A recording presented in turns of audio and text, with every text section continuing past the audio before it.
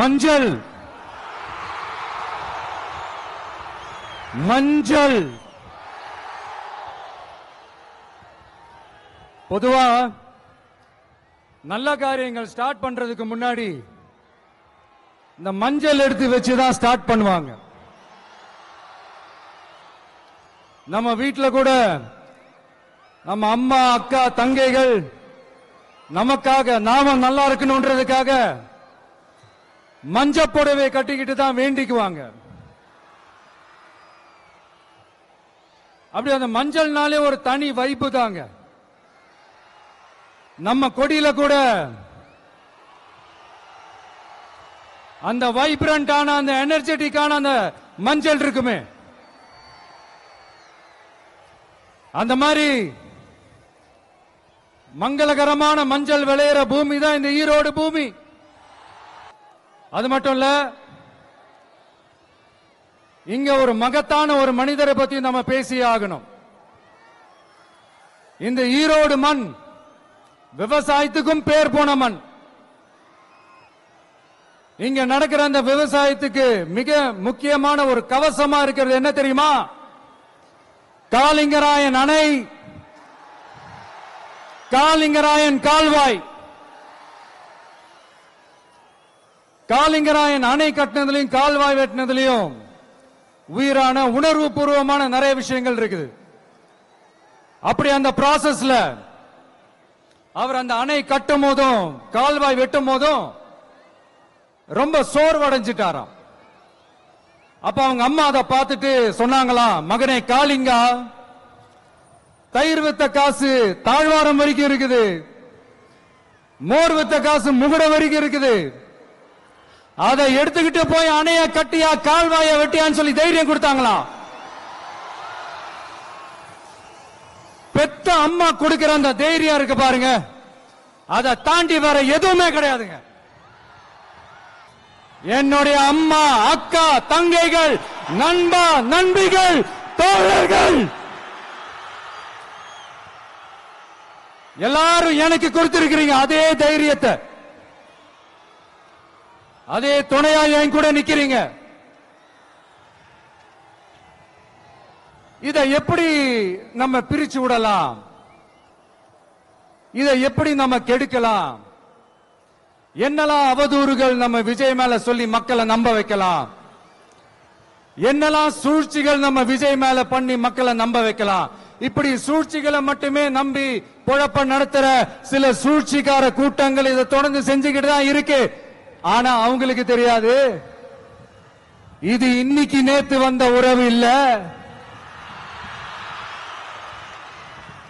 கிட்டத்தட்ட 30-33 வருஷத்துக்கு மேல 10 அப்பல இருந்தே இந்த உறவு ஸ்டார்ட் ஆகி போயிட்டு இருக்குன்னு அவங்களுக்கு தெரியாம போச்சு.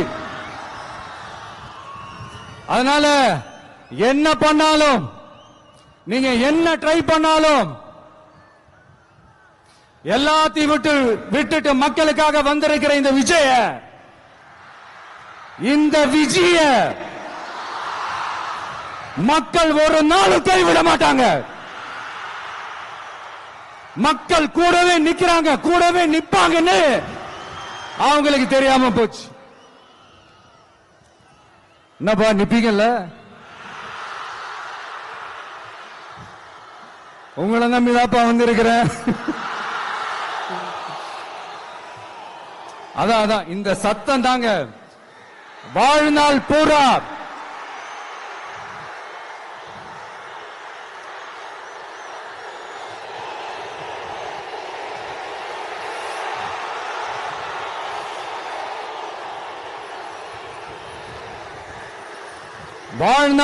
உங்களுக்கு நன்றியோடவே இருப்பேன். இப்போ நம்ம காளிங்கராயன் அவர்கள் அணையை கட்டுறதுக்காக பவானிக்கு போய் பார்க்கும்போது ஒரு இடத்துல ஒரு பாம்பு வந்து உட்கார்ந்துச்சான், படுத்துச்சான். அது படுத்த இடத்துல தான் அவர் அணையை கட்ட ஸ்டார்ட் பண்ணாராம். அப்புறம் அந்த பாம்பு வளைஞ்சி நெளிஞ்சி போற இடத்துல எல்லாம் கால்வாயை வெட்டினார்னு சொல்லி சில வாய்மொழி கதைகள்லாம் சொன்னாங்க. தண்ணியை சேமிச்சு வச்சு குடிக்கிறதுக்கும் விவசாயத்துக்கும் தம்பி கீழே இறங்கு, தம்பி கீழே இறங்குப்பா, பிளீஸ் கீழே இறங்குப்பா.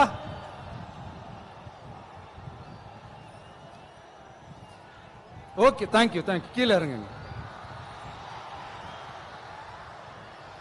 கீழே இறங்குப்பா.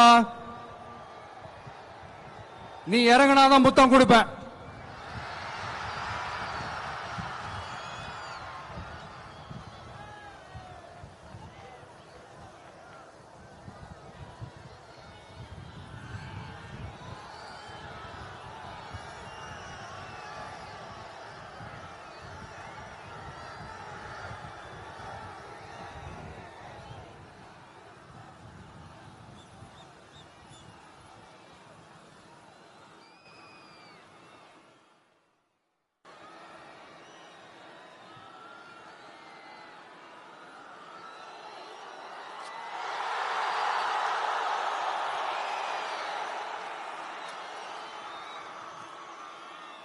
இப்படி தண்ணியை சேமிச்சு வச்சு குடிக்கிறதுக்கும் விவசாயத்துக்கும் வழி வகுக்கிறது எவ்வளவு பெரிய ஒரு நல்ல விஷயம். சோ இந்த மாதிரி நல்ல விஷயங்கள்லாம் செஞ்சிட்டு கதைகள் சொன்னா பரவாயில்ல, எதுவுமே செய்யாம கதைகளை மட்டும் அடிச்சு விடுறது எப்படி? அத்திக்கடவு அவிநாசி திட்டத்தை இன்னும் விரிவுபடுத்தினா அந்த 3 மாவட்டத்தில் இருக்கிற லட்சக்கணக்கான மக்களுக்கு எவ்வளவு பிரயோஜனமா இருக்கும். எத்தனையோ லட்சம் ஏக்கர் வள்ளுவர் கோட்டத்துக்கு காட்டுற அக்கறைய இங்க மக்கள் வாழ்வாதாரத்தில் கொஞ்சம் காட்டலாம்ல, ஏன் காட்ட மாட்டேன்றீங்க? இங்க என்ன கவர்மெண்ட் நடத்துறாங்களா இல்ல கண்காட்சி நடத்துறாங்களா? இந்த 21ஆம் நூற்றாண்டிலே மக்களை பத்தி எதுவுமே யோசிக்கிறது இல்ல. ஆனா அந்த காலத்திலேயே இது எல்லாத்தையும் பத்தி யோசிச்ச, மக்களை பத்தி, குடிக்கிற தண்ணியை பத்தி, விவசாயத்தை பத்தி, அணை கட்டுறதை பத்தி, கால்வாய் வெட்டுறதை பத்தி, இதெல்லாம் எங்கிருந்து? பவானியிலிருந்து நொய்யலாறு வரைக்கும் கால்வாய் வெட்டி இதெல்லாத்தையும் பத்தி யோசிச்ச காளிங்கராயன் அவர்களுக்கு கோடி கும்பிடு போட்டாலும் பார்த்தாதுங்க. இப்படி அந்த காலத்துல இருந்த ஒரு ஹீரோவை பத்தி பேசிட்டு இந்த காலத்துல, அதாவது 1920th செஞ்சுரியில இருந்த ஒரு ஹீரோவையும் பத்தி நம்ம பேசி ஆகணும்ல. ஒருத்தர் இலகிய மனம் கொண்ட ஹீரோனா இன்னொருத்தர் இரும்பு மாதிரி அயன் மேன் தான். எஸ், நம்ம ஈரோடு கடப்பாறை தான்.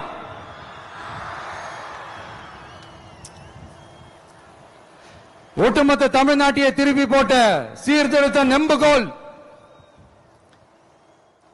ஈரோடு மாவட்டத்தில் பிறந்த அவர்தான். இந்தியாவுக்கே இடஒதுக்கீடு சம்பந்தமான அரசியல் சட்டத்தை திருத்தறதுக்காக போராட்டம் நடத்தினவர் யாரு? நம்ம தந்தை பெரியாரு. 100 வருஷத்துக்கு முன்னாடியே வகுப்பு வாரி பிரதிநிதித்துவம் வேணும்னு கேட்டவர். அன்னைக்கும் சரி இன்னைக்கும் சரி ஒரு ஆச்சரியத்தோட பார்க்கக்கூடிய ஒரு மனிதர், நம்மளுடைய கொள்கை தலைவர். அப்ப அண்ணாவும் எம்ஜிஆரும் யாரு? பெரியார் அவர்கள் கிட்ட இருந்து எங்களுக்கு தேவையான கொள்கைகளை எடுத்துக்கிட்டோம். அவரை ஃபாலோ பண்ற, அவரை வழிகாட்டி ஏத்துக்கிட்ட அண்ணா அவர்கள் கிட்ட இருந்தோம், எம்ஜிஆர் அவர்கள் கிட்ட இருந்தோம் தேர்தல் அணுகுமுறையை எடுத்துக்கிட்டோம். அண்ணாவும் எம்ஜிஆரும் தமிழ்நாட்டோட சொத்து. அவங்கள பயன்படுத்துறத பத்தி யாரும் இங்க கம்ப்ளைண்ட் பண்ண முடியாது. அண்ணா எங்களோடது, எம்ஜிஆர் எங்களோடது, நீங்களா எடுத்துக்க கூடாது அப்படிலாம் யாரும் இங்க அழுதுட்டு இருக்க முடியாது, சொல்லிவிட்டேன். அதனால நாங்க ஒரு வழியில அரசியல் செஞ்சுக்கிட்டு போயிட்டு இருக்கிறோம். உங்களுக்கு தான் டிவிக்கு ஒரு பொருட்டே இல்லல, அப்புறம் ஏன் கதறீங்க? எனக்கு பயம் இல்ல, எனக்கு பயம் இல்ல. கொண்டே மறைங்க சார்.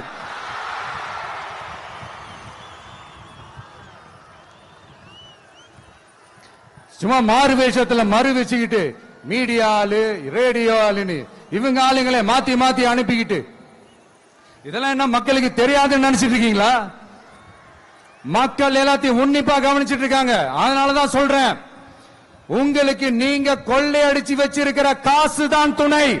ஆனா எனக்கு என் மேல எல்லையில்லா பாசம் வச்சிருக்கிற இந்த மாசு தான். நான் இப்போ குரல் கொடுக்கலாம் வந்திருக்கிறேன். சரி, இப்ப விஷயத்துக்கு வருவோம். பெரியார் அவர்கள் கிட்ட இருந்த அந்த செல்வாக்கையும் அந்த பதவிகளையும் அந்த பவரையும் வச்சுக்கிட்டு அவர் என்ன சொன்னார் தெரியுமா? இவ்வளவு செல்வாக்கு, இவ்வளவு பதவிகள், இவ்வளவு பவர் இருந்தோம், நான் ஒரு 5 பைசா காசு சம்பாதிச்சிருப்பேனா? எனக்கோ இல்ல என் குடும்பத்துக்கோ பட்டங்கள் வேணும், பதவி வேணும்னு ஏதாவது கேட்டிருப்பேனா? இல்ல ஏதாவது லாபம் பார்த்திருப்பேனா? இல்ல எதுக்காவது ஆசைப்பட்டிருப்பேனா? ஆனா அவர் பேரை சொல்லிக்கிட்டு, அவருடைய கொள்கையை ஃபாலோ பண்றதா சொல்லிக்கிட்டு இப்ப ஆட்சியில இருக்கிறவங்க என்னெல்லாம் செய்யறாங்கன்னு.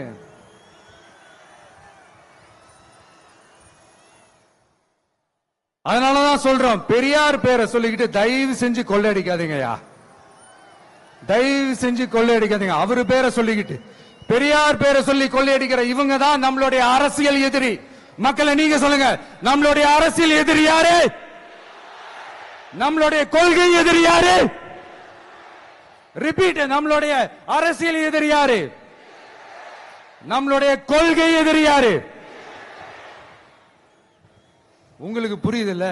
எனக்கு அது போதும்யா, எனக்கு வேற எதுவுமே தேவையில்லை.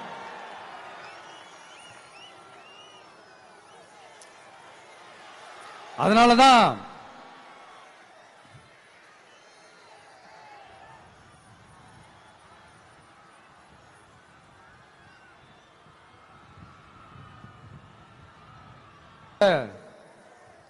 நீங்க எல்லாரும் என்னோட அரசியலோட கனெக்டடா இருக்கீங்கன்றது ரொம்ப தெளிவா தெரியுது. அதனால எனக்கு அது போதும். அதனாலதான் எதிரிகள் யாருன்னு சொல்லிட்டு களத்துக்கு வந்திருக்கிறோம். அதனால அவங்கள மட்டும் தான் எதிர்ப்போம். அதுவும் அந்த எதிரிகள் யாரு இப்போ இங்க 2026 சட்டமன்ற தேர்தலில் களத்துல இருக்கிறாங்களோ அவங்கள மட்டும் தான் எதிர்ப்போம். சும்மா களத்திலே இல்லாதவங்களையும், களத்துக்கும் அவங்களுக்கும் சம்பந்தமே இல்லாதவங்களையும் எதிர்க்கிற ஐடியாலாம் இல்ல பாஸ். நீங்க கேட்கிறீங்கன்றதுக்காக எதிர்த்துட்டு இருக்க முடியாது பாஸ். எங்களுக்கு நிறைய வேலை இருக்குது.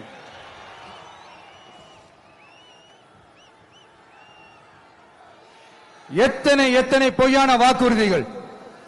வந்த உடனே நீட்டை ரத்து செய்வோம், கல்வி கடனை ரத்து செய்வோம், கேஸ் சிலிண்டருக்கு மானியமா 100 ரூபாய் தருவோம், என்னெல்லாம் அடிச்சு விட்டுட்டு இன்னி வரைக்கும் கேட்கிறேன், இதெல்லாம் சொன்னாங்களே செஞ்சாங்களா? இவங்க எப்பவுமே இப்படிதான், சொல்றது ஒண்ணு செய்யறது ஒண்ணு. திமுகவும் பிரச்சனைகளும் ஃபெவிகால் போட்டு ஓட்டின ஃப்ரெண்ட்ஸ் மாதிரி ஒன்னில இருந்து ஒன்ன பிரிக்கவே முடியாது. இப்போ ஈரோடு பகுதியில் இருக்கிற பிரச்சனையை பத்தி பேசுவோம். பெரியார் பேரை மட்டும் சொல்லிக்கிட்டு எப்படி அவரோட கொள்கைகளுக்கு எதிராக செயல்படுறாங்களோ அப்படிதான் இந்த மஞ்சள் நகரத்தோட மஞ்சளுக்கும் ஒண்ணும் பண்ணல, மஞ்சள் விவசாயிகளுக்கும் ஒண்ணும் பண்ணல. ஆராய்ச்சி மையம், சிறப்பு மையம்னு கோடி கோடியா டெண்டர் விட்டாங்க, பேருக்கு கட்டிடத்தை கட்டினாங்க. ஆனா உலகமே போட்டி போட்டு வாங்குற மஞ்சளை மதிப்பு கூட்டி விற்பனை செய்ய,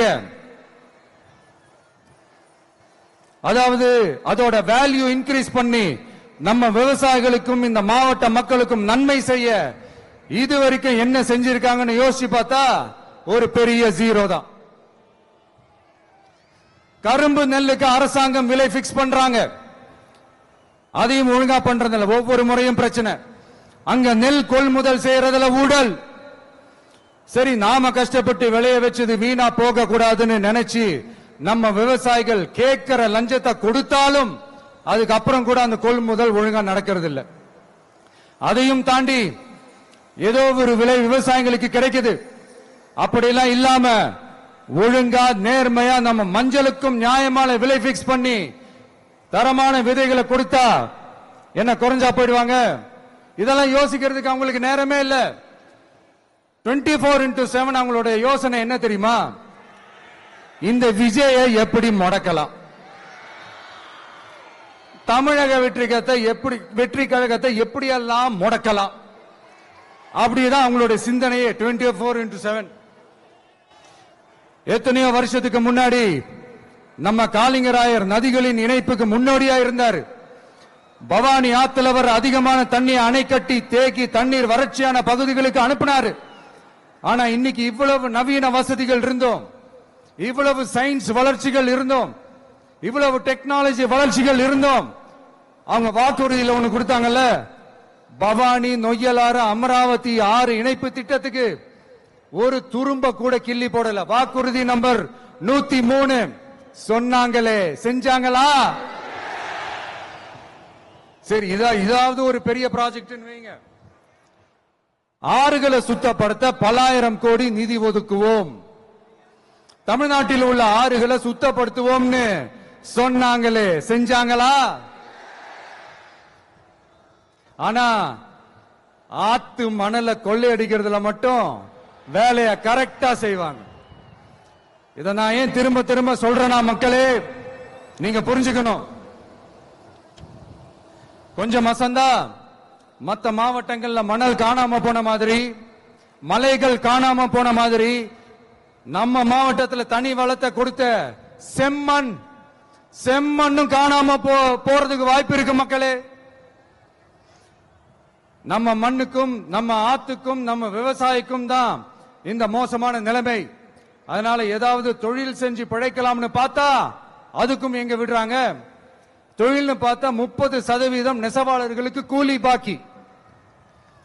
அரசாங்கம் நம்ம நெசவாளர்கள் கிட்ட இருந்து கொள்முதல் செய்த வேட்டி சேலைக்கான கூலியை கூட போராடித்தான் வாங்க வேண்டியதா இருக்குது. அது சலுகையோ உதவியோ நலத்திட்டமோ கிடைக்காது. நம்ம உழைப்புக்கான ஊதியம், நம்மளோட உரிமை, அதுக்கே போராட வேண்டிய நிலையில தான் இந்த அரசாங்கம் நம்மள வச்சிருக்கு. நல்லா பாத்துக்கங்க மக்களே, உரிமைக்கு குரல் கொடுத்தவங்க தான் இவங்க. சிறு குறு தொழில்கள் பீக் ஹவர்ஸ் சார்ஜ்னு கரண்ட்டுக்கு அநியாய விலை வச்சு அதையும் செய்ய விடாம நம்மள முடக்கிறாங்க. அந்த பீக் ஹவர்ஸ் சார்ஜ் கொள்ளையால எத்தனை வருஷமா எவ்வளவு பேர் பாதிக்கப்படுறோம், எவ்வளவு தொழில்கள் பாதிக்கப்படுது. நாமளும் கத்துறோம், போராடுறோம், கோரிக்கை வைக்கிறோம். எதையாவது இவங்க கண்டுக்கிறாங்களா? கொஞ்சம் யோசிங்க. ஏன் கண்டுக்க மாட்டேன்றாங்கன்னு கொஞ்சம் யோசிங்க. அப்பதாங்க பிரைவேட்ல அதிக விலைக்கு கரண்ட் வாங்க முடியும், அதுக்கு டெண்டர் விட முடியும். அப்படி டெண்டர் விட்ட மேட்டர்ல எல்லாம் என்ன நடக்கும்னு உங்களுக்கும் தெரியும், எனக்கும் தெரியும், நம்ம எல்லாருக்குமே தெரியும். இந்த மாதிரி ஈரோடுல மட்டும் இல்ல, எந்த மாவட்டத்துக்கு போனாலும் பிரச்சனைகள் மேல பிரச்சனைகள் தான்.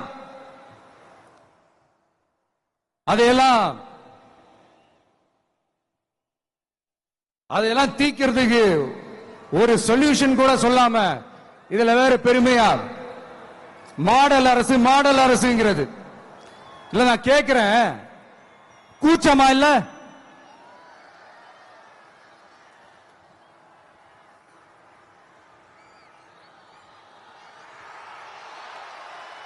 இதெல்லாம் கேட்டா அப்படியே நம்ம பக்கம் யூட்டர்ன் அடிச்சு வந்துருவாங்க. விஜய் என்ன அரசியல பேச மாட்டேன்றாரு, விஜய் என்ன சினிமா டயலாக் மாதிரி பேசுறாரு, விஜய் என்ன பஞ்ச் டயலாக் பேசுறாரு, விஜய் என்ன 10 நிமிஷம் தான் பேசுறாரு, 9 நிமிஷம் தான் பேசுறாரு. நான் எத்தனை நிமிஷம் பேசினா உங்களுக்கு என்ன சார்? நான் எப்படி பேசினா உங்களுக்கு என்ன சார்? உள்ள விஷயம் என்னன்னு பாருங்க சார். ஒவ்வொரு மாவட்டத்துக்கும் போய் மக்கள் ஃபேஸ் பண்ற பிரச்சனைகளை எடுத்து பேசிட்டு இருக்கிறேன். பின்ன அது அரசியல் இல்லாம வேற எதுதான் அரசியல்? உங்களை மாதிரி தனிப்பட்ட முறையில தரக்குறைவா அசிங்கமா பேசுறதுதான் அரசியல்னா அந்த அரசியல் நமக்கு வராதுன்னா நல்லாவே வரும். உங்களை விட எனக்கு அது நல்லாவே வரும். வேணான்னு விட்டு வச்சிருக்கிறோம். அப்புறம் உங்களுக்கு நமக்கு என்ன வித்தியாசம்? காஞ்சிபுரத்தில் நாம பேசும்போது இந்த மாதிரி உங்களால் அமைக்கப்பட போற ஆட்சியில நம்ம ஆட்சிக்கு வந்த உடனே என்னெல்லாம் செய்ய போறோம்ன்றது சிலது சொன்னோம். அதையெல்லாம் தப்பா புரிஞ்சுக்கிட்டு இப்போ சொல்றேன், விளக்கமா சொல்றேன். நான் சலுகைகளுக்கு எதிரானவன் கிடையாது. மக்களுக்கான சலுகைகளை இலவசம்னு சொல்லி அசிங்கப்படுத்துறதுல எனக்கு உடன்பாடு கிடையாது. மக்கள் காசுல மக்களுக்கு செய்யறதை எப்படி இலவசம்னு சொல்லுவீங்க? அப்படியே செஞ்சிட்டாலும் ஓசியில போறேன்னு சொல்லி அசிங்கப்படுத்துறீங்க. என்ன கேட்கறதுக்கு ஆள் இல்ல நினைச்சீங்களா? மக்களுக்கு ஒண்ணுன்னா இந்த விஜய் வந்து நிப்பா, இந்த விஜய் வந்து கேள்வி கேட்பா. இந்த விஜய் எப்பவுமே மக்கள் பக்கம் தான், அதே மாதிரி மக்களும் என் பக்கம் தான். என் மக்கள் மானத்தோட மரியாதையோட கௌரவத்தோட வாழணும். என் மக்கள் யாருக்கும் கீழே கிடையாது. அப்படி அவங்க கௌரவத்தோட வாழணும்னா அவங்களுக்கான வாழ்க்கை தரம் உயரணும். வாழ்க்கை தரம் உயரணும்னா அவங்களோட வாழ்வாதாரம் உயரணும். வாழ்வாதாரம் உயர்ந்தாதான் பொருளாதாரம் உயரும். பொருளாதாரம் உயர்ந்தாதான் வசதி வாய்ப்புகள் உயரும்.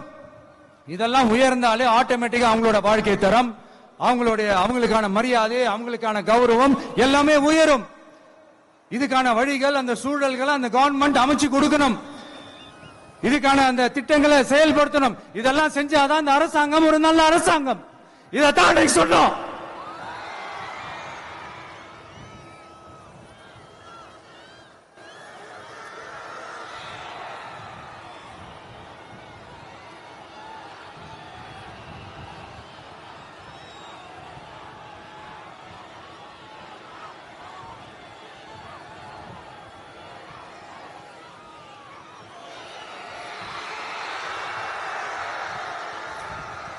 இதத்தான் அன்னைக்கு சொன்னோம். உடனே சொன்னா மட்டும் போதுமா? எப்படி செயல்படுத்துவீங்க? நாங்க என்ன வாயிலேயே வடை சுடுறதுக்கு டிஎம்கேவா, டிவிகேடா?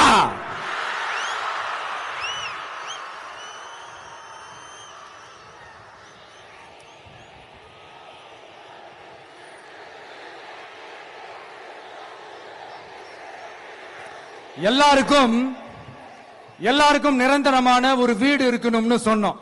உடனே எங்க ஆட்சியிலே நாங்க எல்லாரும் வீடு கட்டி கொடுத்துட்டோமே அப்படிங்கிறது இல்ல. நான் கேட்கிறேன், இங்க உங்களை தான் கேட்கிறேன், இங்க வாடகைக்கு இருக்கிறவங்களே இங்க யாரும் இல்லையா? எல்லாருக்கும் சொந்தமா வீடு கட்டி கொடுத்துட்டாங்களா? அடுத்து வீட்டில் இருக்கிற ஒவ்வொருத்தரும் மினிமம் டிகிரி படிச்சிருக்கணும் அப்படின்னு சொன்னோம். உடனே எங்க ஆட்சியிலே எல்லாரும் டிகிரி படிச்சு முடிச்சிட்டாங்களே அப்படிங்கிற மாதிரி சொல்றது அது உண்மைனா? ஸ்கூல் லெவல்லயே டிராப் அவுட்ஸ் அதிகமானது யாரோட ஆட்சியிலங்க?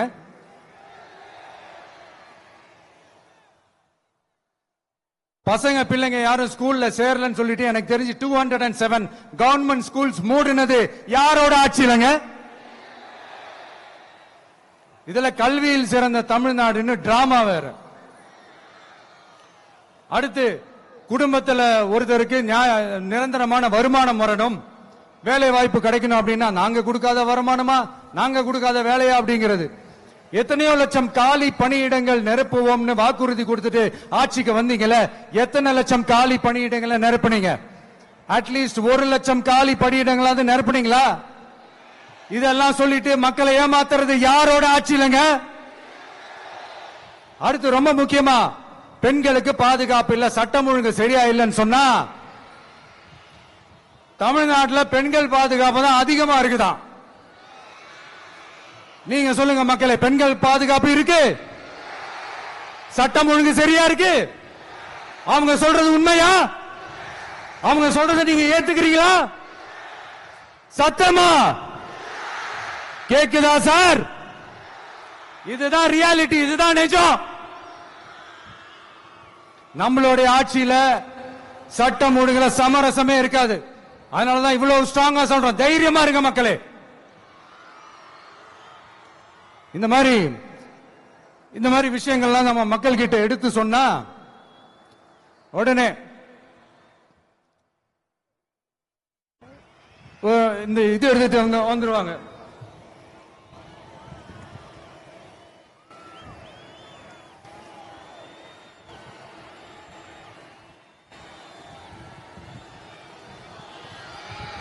இந்த மாதிரி இதெல்லாம் என்னென்ன செய்ய போறோன்றது சிலதெல்லாம் காஞ்சிபுரத்தில் சொன்ன மாதிரி சொன்னா எல்லாத்தையும் தப்பா திருச்சி பேசிக்கிட்டு அவதூறு பரப்பிக்கிட்டு. நான் கூட யோசிப்பேன், எம்ஜிஆர் அவர்களும் மேடம் ஜெயலலிதா மேடம் அவங்களும் ஒரே வார்த்தையில சொல்லி இந்த திமுகவை காலி பண்ணாங்கல்ல, நான் கூட யோசிப்பேன், ஏன் இவ்வளவு ஹார்ஷா பேசுறாங்க, ஏன் இவ்வளவு ஹார்ஷா அவங்கள திட்டுறாங்கன்னு யோசிச்சது உண்டு. இப்பதானே புரியுது. அவங்க ரெண்டு பேரும் சொன்னதை இப்ப நானும் ரிப்பீட் பண்றேன். திமுக ஒரு தீய சக்தி,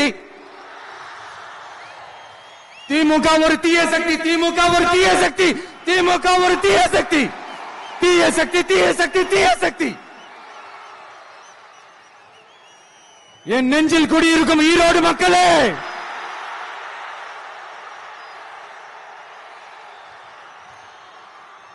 டிவிகே ஒரு தூய சக்தி. எப்படி? டிவிகே ஒரு தூய சக்தி. தூய சக்தி டிவிகேவுக்கும் தீய சக்தி டிஎம்கேவுக்கும் தான் போட்டியே. என்ன முடக்கலாம்னு நினைக்கிறீங்க, ஆனா இந்த சத்தத்தை ஒரு நாள் உங்களால முடக்க முடியாது. மக்கள் விரோத திமுக அரசை வீழ்த்த மக்கள் சக்தியான நம்மளால மட்டும்தான் முடியும். அண்ணன் செங்கோட்டையன் அண்ணன் அவர்கள் நம்ம கூட வந்து சேர்ந்தது நமக்கு ஒரு மிகப்பெரிய ஒரு பலம். அந்த மாதிரி செங்கோட்டையன் அண்ணன் அவர்கள் மாதிரி இன்னும் நிறைய பேர் வந்து சேர இருக்கிறாங்க. அவங்க எல்லாருக்குமே அந்த உரிய அங்கீகாரத்தை கொடுப்போம். அது மட்டும் இல்ல, அப்புறம் இன்னொரு விஷயம் சொல்ல மறந்துட்டேன்.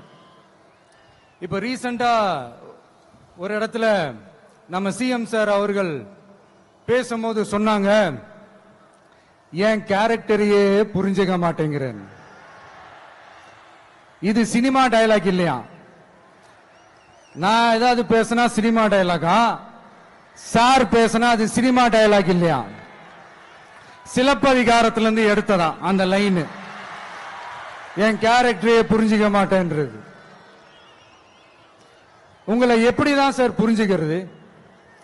எந்தெந்த விஷயத்துலாம் சார் உங்க கேரக்டர் நாங்க புரிஞ்சுக்கிறது? அதையும் நீங்களே சொல்லிட்டீங்கன்னா கொஞ்சம் நல்லா இருக்கும் சார். சட்டம் ஒழுங்குல நாடே சந்தி சிரிக்குது, அதுலயா? பெண்கள் பாதுகாப்புல நாடே சந்தி சிரிக்குது, அதுலயா? பொய் வாக்குறுதிகளா கொடுத்து ஏமாத்தி ஆட்சிக்கு வந்தீங்களே, அதுலயா? எதுலதான் சார் உங்க கேரக்டர் நாங்க புரிஞ்சுக்கிறது? ஆனா ஒண்ணு, தமிழ்நாட்டில் ஆட்சி செய்யற நீங்களும் சரி, ஒன்றியத்தில் ஆட்சி செய்யறவங்களும் சரி, நீங்க ரெண்டு பேரும் முதல்ல என்னோட கேரக்டரை புரிஞ்சுக்கணும் சார். என்னோட கேரக்டர்னு சொன்னது நம்ம மக்களோட கேரக்டர். 2026 சட்டமன்ற தேர்தலோட அந்த கேரக்டரே கொஞ்சம் வேற மாதிரி சார். அத கொஞ்சம் தயவு செஞ்சு நீங்க புரிஞ்சுக்கணும் சார். புரிஞ்சுக்கலன்னா மக்களே உங்களுக்கு புரிய வைப்பாங்க சார். கான்பிடென்டா இருங்க சார், நல்லதே நடக்கும் சார். வெற்றி நிச்சயம் சார். மீண்டும் சந்திக்கும் வரை நன்றி, வணக்கங்க சார். நண்பா, நண்பிகள், இங்க வந்து எல்லாம் வந்து பார்த்தோம், எல்லாம் நல்லபடியா நடந்தது. சேஃபா வந்துட்டு சேஃபா வீட்டுக்கு போயிடுங்க. எனக்கு எல்லாத்தையும் விட நீங்க தான் எனக்கு முக்கியம். தயவு செஞ்சு சேஃப்டியா போயிட்டு வாங்க. ஒரு ஈரோடு செல்ஃபி ஒன்னு எடுப்போமா?